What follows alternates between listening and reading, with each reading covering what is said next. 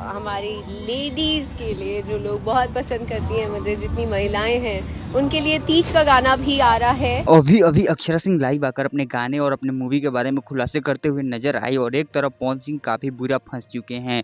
जी और भाई, आप लोग को बता दें, हाल ही में पवन सिंह का जो नेक्स्ट गाना आया था वो तो काफी ज्यादा सुपर डुपर हिट चल रहा है। टी सीरीज से आया हुआ गाना है और वो ट्रेंडिंग सेशन में भी ट्रेंड कर रहा है। और एक तरफ अक्षरा सिंह अपना काफी जबरदस्त जबरदस्त गाने का खुलासा करते हुए नजर आ रही हैं। वो ज्यादातर अपना अक्षरा सिंह ऑफिशियल चैनल के ही बारे में खुलासा करते हुए नजर आ रही हैं। तो जैसा कि आप लोग जानते हैं, ये फ्रॉड में फंस चुके हैं पवन सिंह। पवन सिंह के ऊपर एफआईआर दर्ज कर लिया गया है। आप लोग को तो पता हो कि हाल ही में उनकी मूवी आई थी जिसकी कमाई हो चुकी थी, और आप लोग को बता दें उसकी कमाई देने से मना कर दिया सीधे पवन सिंह, जिसको लेकर काफी सारा विवाद किया जा रहा है। उसके मामले के बारे में तमाम खुलासे होते हुए नजर आ रहे हैं और सोशल मीडिया पर भी पवन सिंह ट्रेंड में बने हुए हैं।